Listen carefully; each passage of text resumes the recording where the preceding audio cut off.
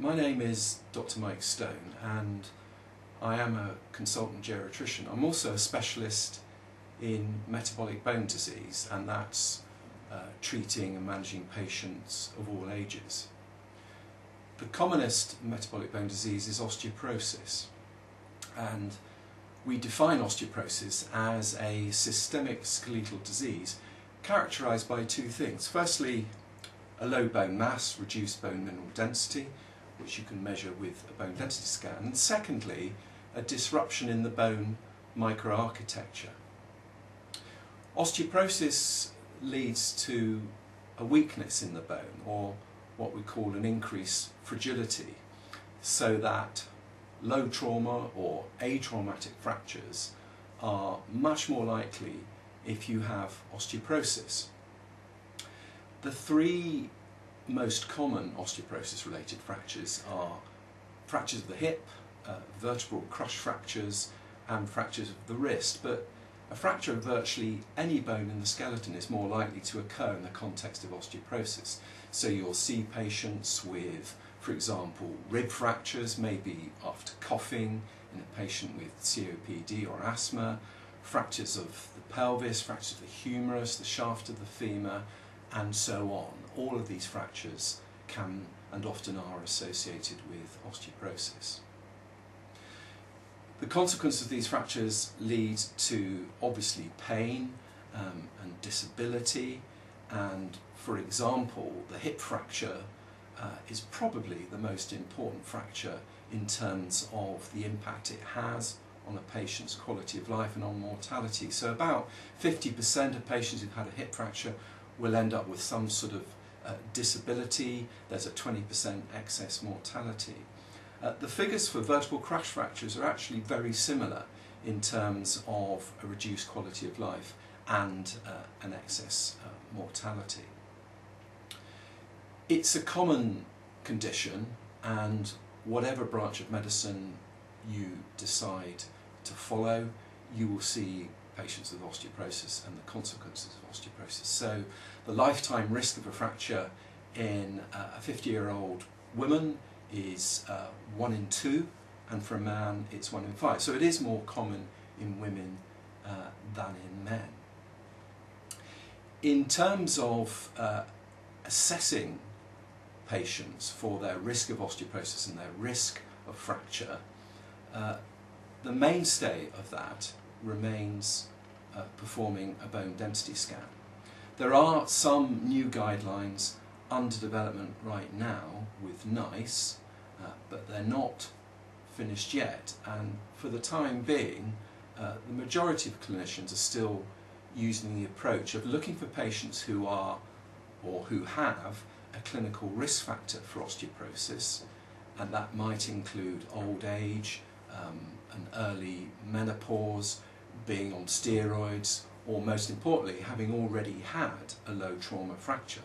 These patients are all at higher risk of osteoporosis, and then you can confirm or refute the diagnosis by performing a bone density scan, and that's using a machine called a dual energy X-ray absorptiometer, or DXA for short.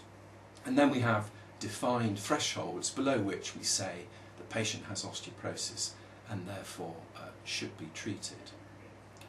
In terms of treatments, we have a lot of treatments now available for significantly reducing the risk of osteoporotic fractures, and these will result in an improvement in bone strength. You can measure that with monitoring scans, DEXA scans, and you can show a rise in bone density. A lot of these patients will require combined calcium and vitamin D. A lot of people, particularly as they get older, will be vitamin D deficient, and that should be addressed. And then we would then choose which treatment to add to the calcium and vitamin D supplements. Broadly speaking, these treatments are divided into two categories. Firstly, those that inhibit or switch off bone loss or bone resorption, and we call those anti-resorptives. And then secondly, treatments which increase bone formation, so an anabolic treatment. The anti-resorptors, you'll be familiar with bisphosphonates, and we use them in other bone diseases. They're used in malignancy and Paget's disease, but we use them a lot in osteoporosis. So treatments like alendronic acid, risedronic acid and ibandronic acid, they're all part of the bisphosphonate group, and they're osteoclast inhibitors. They will lead to a limited rise in bone density, but significantly reduce the risk of fracture by about 40 to 50%. We also have parenteral treatments, so a lot of patients will either not respond terribly well to the standard bisphosphonates by mouth,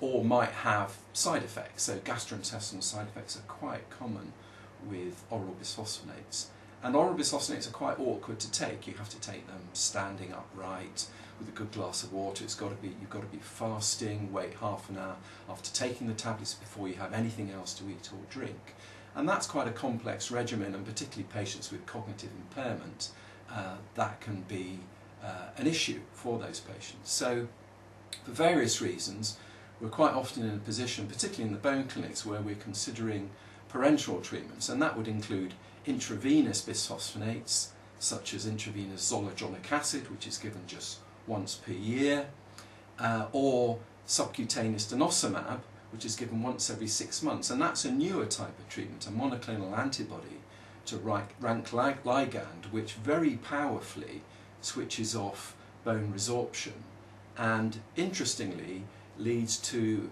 a year-on-year progressive rise in bone density to a greater extent than we see with bisphosphonates. So particularly in patients with severe osteoporosis, we might choose something like subcutaneous denosumab. In terms of the anabolic treatment, we really only have one, and that's daily subcutaneous teriparatide injections, which is 1 to 34 human PTH. So it's nearly always self-administered by the patient. There's only one dose, it's once a day, and that will increase bone formation, lead to new bone growth. It's a very effective treatment, particularly for patients with vertebral osteoporosis.